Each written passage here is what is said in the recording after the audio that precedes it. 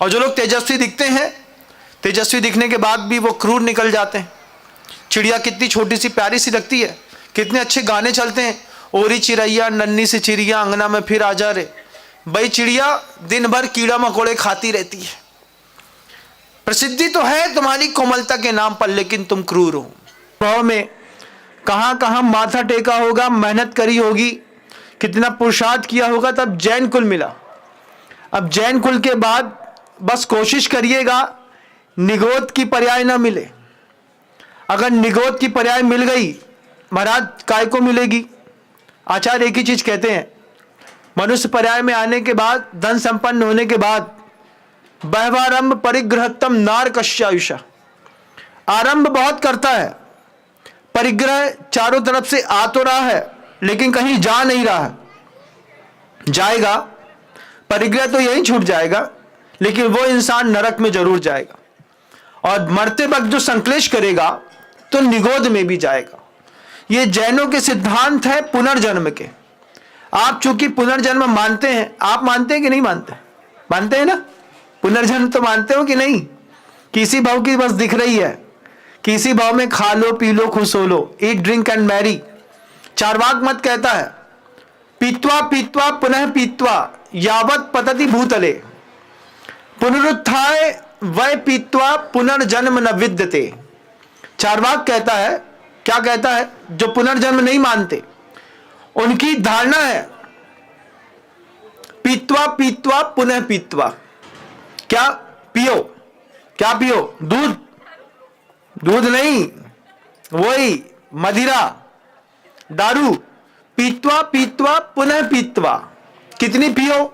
इतनी पियो, इतनी पियो, इतनी पियो कि पीते पीते यावत पतति भूतले, जब तक पीते पीते धरती पे गिर ना जाओ तब तक पियो।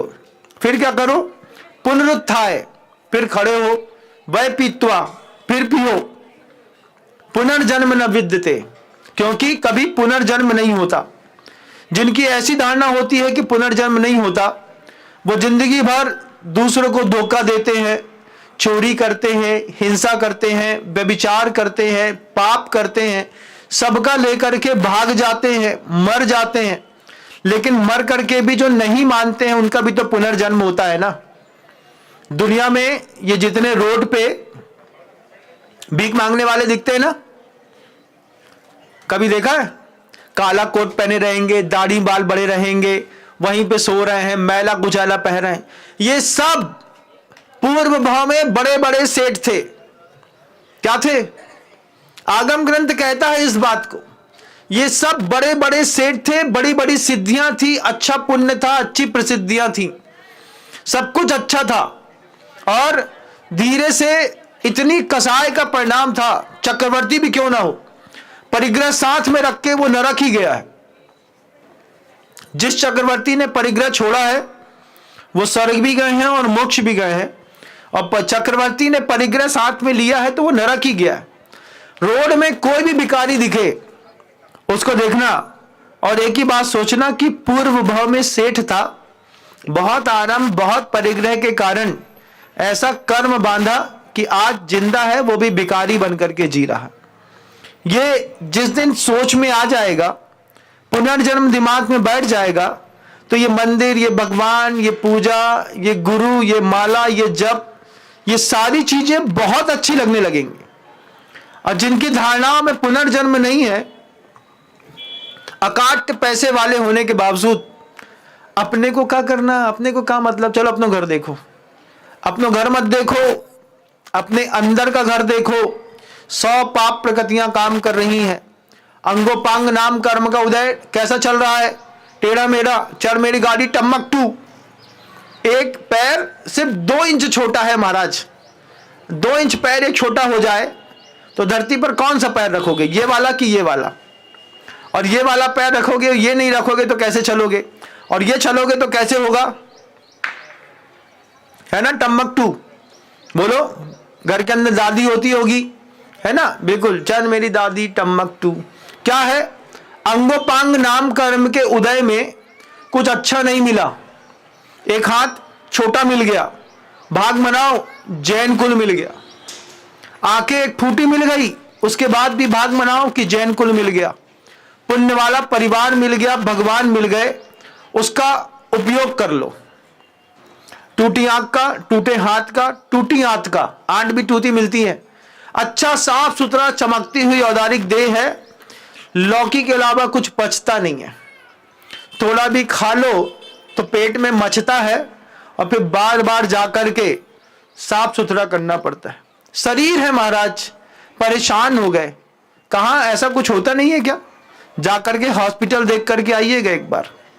हॉस्पिटल में जाएंगे ना, अरबिंदो जाइए, सॉल्वी जाइए, और जो भी बड़ी बड़ी आपके यहाँ की हॉस्पिटलें हैं वहां पे जाकर के देखिएगा। मनुष्य पर्याय के जितने दुख हैं देखना है, नरक में जाके मत देखो, हॉस्पिटल में भी जाके देखोगे तो हर पर्याय का एक एक दुख दिखाई देने लगेगा।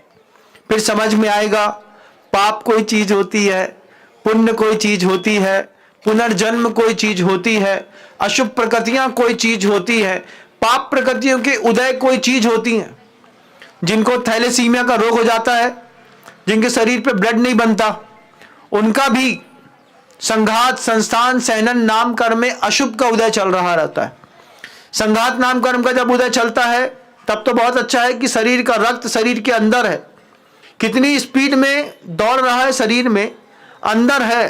कुछ बच्चे ऐसे होते हैं थोड़ा सा कट लग जाए तो खून नहीं रुकता, बाहर ही निकलता रहता है। उसमें भी नाम कर्म की प्रकृतियां काम करती हैं। जितना भी अच्छा मिला है ना, ये आपके पुरुषार्थ से मिला है, आपके लिए बनाई गई परिस्थितियों से मिला है। जीवन में जितनी सफलताएं आपके जीवन में हैं, उसमें सिर्फ आप जवाबदार नहीं हैं, सामाजिक परिस्थितियां और सामाजिक उपलब्धियां भी उसमें जवाबदार हैं। क्योंकि अच्छा मंदिर नहीं मिला होता, पुण्यात्मा पर्याय नहीं मिली होती, देवशास्त्र गुरु नहीं मिले होते, तो पुण्य प्रकृतियां काम नहीं कर रही होती। पुण्य प्रकृतियां काम कर रही हैं, इसका मतलब है कहीं ना कहीं किसी न किसी देव शास्त्र गुरु का हाथ तो पीछे से रखा हुआ है। आज हमारे हाथ में पूर्वजों का दिया हुआ हाथ रखा हुआ है। हमें भी अगली परिस्थिति इतनी अच्छी बनानी है कि हम अगले आने वाली संतति को कुछ दे पाएं।